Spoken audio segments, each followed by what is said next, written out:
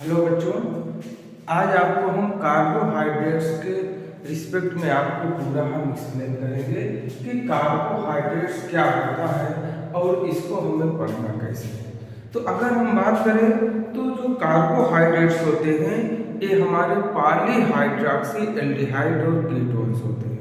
कहने का मतलब इसमें एल्डिहाइड और कीटोन फंक्शनल ग्रुप तो रहेगा ही और साथ साथ हमारा एल्कोहलिक ग्रुप मतलब हाइड्रॉक्सी ग्रुप भी क्या होगा, प्रेजेंट होगा। तो यहाँ पे अगर एक हम समरी देख लें कि कार्बोहाइड्रेट्स में हमें सबसे पहले पढ़ना क्या है, तो कार्बोहाइड्रेट्स में हमें पढ़ना मोनोसेक्राइड्स, ओलिगोसेक्राइड्स एंड पॉलीसेक्राइड्स। तो यहाँ पे जो मोनोसेक्राइड्स है ये सबसे सिंपलेस्ट कार्बोहाइड्रेट्स होते हैं और इनका हाइड्रोलिसिस नहीं होता है।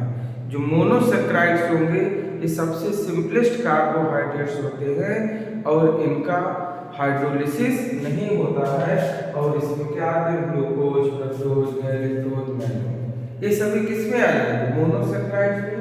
दूसरा आता है ओलिगोसेक्राइड्स। तो ओलिगोसेक्राइड्स का हाइड्रोलिसिस होता है। जब हाइड्रोलिसिस होगा तो आपको फर्दर 3 पार्ट में क्लासिफाई कर दिया। पहला डाइसेक्राइड्स, दूसरा ट्राइसेक्राइड्स, चौथा टेट्रासेक्राइड्स।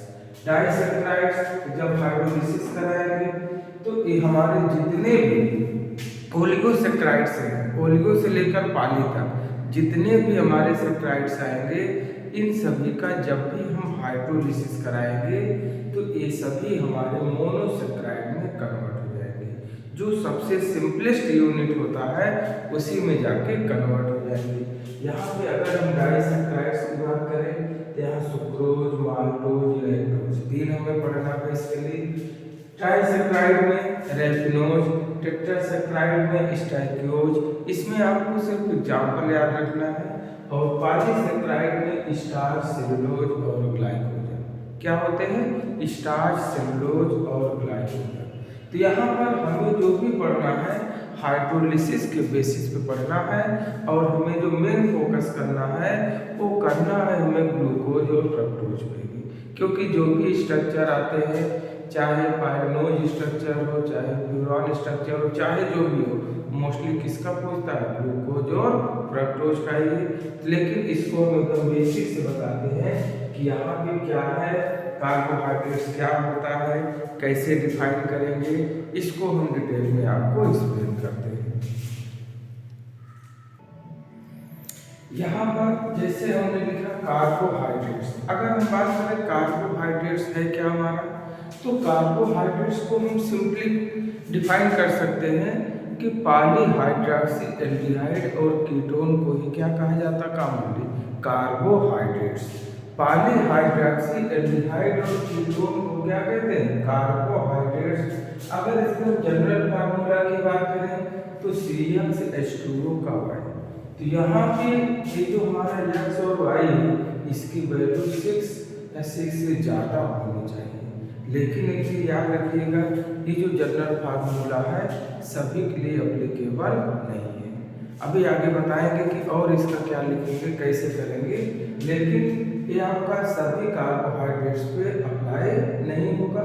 लेकिन इसके बेसिस पर आपको हम समझा रहे हैं। जैसे मान लीजिए अगर हम X और Y 6 ले लिए तो हमारा क्या बन जाएगा, C6H12O6 क्या बना होगा, ग्लूकोज बना, और ग्लूकोज क्या होगा, कार्बोहाइड्रेट्स। तो अब यहाँ पे अगर हम बात करें एक एक का, अगर हम बात करें क्लासिफिकेशन का इसमें, तो इसमें जो हमारे कार्बोहाइड्रेट्स होते हैं ये हमारे कई पार्ट में क्लासिफाई किए गए।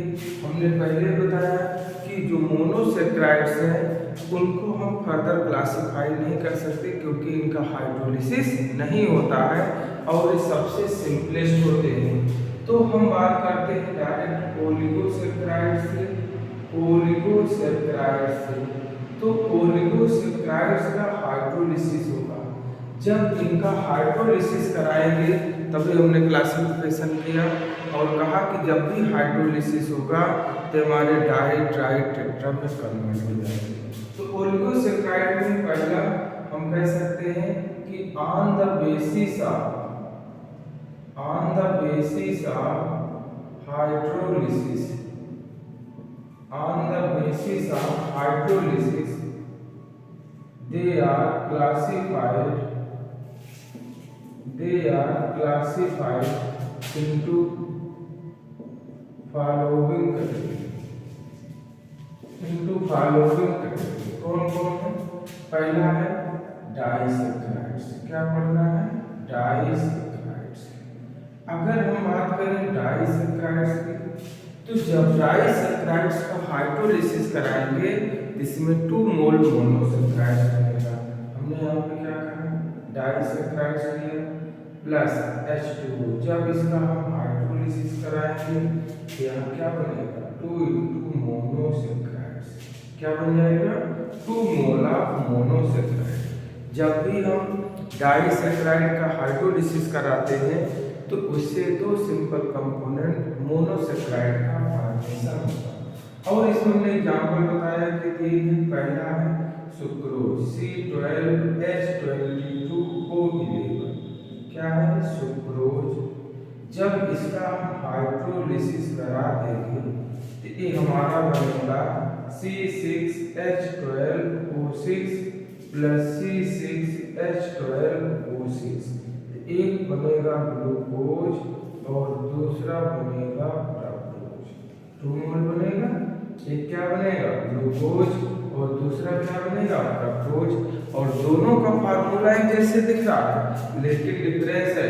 जो ग्लूकोज होता है इसमें होता है एल्डिहाइड फंक्शनल ग्रुप, जबकि जो फ्रक्टोज होता है उसमें होते हैं कीटोन फंक्शनल। ये तो रहा हमारा पहला डाइसैक्राइड जिसे हमने कहा सुक्रोज।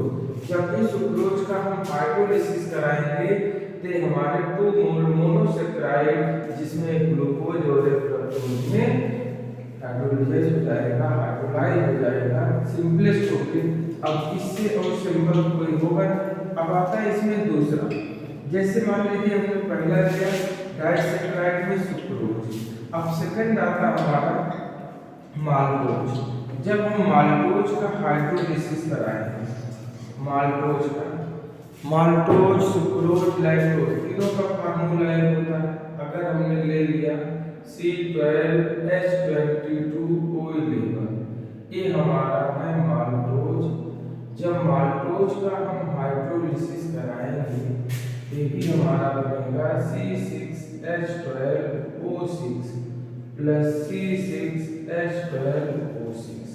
तो यहाँ पे बनेगा 2 मोल ऑफ ग्लूकोज।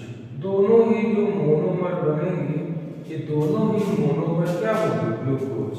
हाइड्रोलिसिस हमेशा याद रखिएगा कि डाइसैक्राइड का हाइड्रोलिसिस प्रोडक्ट क्या होता है। और अगर हमने तीसरा ले लिया C12H22O11 प्लस H2, ये हमारा क्या है? लैक्टोज। तीसरा डाइसैक्राइड जब इसका हाइड्रोलिसिस कराएंगे तो फिर वही बनेगा C6H12O6 प्लस C6H12O6। तो 1 मोल बनेगा ग्लूकोज और दूसरा बनेगा गैलेक्टोज। तो सबका हाइड्रोलिसिस प्रोडक्ट हमें पता होना चाहिए कि किसका क्या कर रहा है। तो हमारे जो डाइसैक्राइड्स है उसमें 3 याद रखना है, सुक्रोज, माल्टोज और लैक्टोज। इसके बाद आता है हमारा ट्राइसैक्राइड्स। क्या आता है? ट्राइसैक्राइड्स। थर्ड आता है हमारा ट्राइसैक्राइड्स। अभी आपने कहा कि जब ट्राइसैक्राइड का हम हाइड्रोलिसिस कराएंगे तो इसमें क्या बनेगा? 3 मोल ऑफ मोनोसैक्राइड। ट्राइसैक्राइड क्या लिया? ट्राइसैक्राइड्स मैंने पहले कहा कि जब भी हम ट्राइसैक्राइड्स का हाइड्रोलिसिस करा देंगे, जब इसका हम हाइड्रोलिसिस कराएंगे तो 3 मोल ऑफ मोनोसैक्राइड का फॉर्मेशन होगा।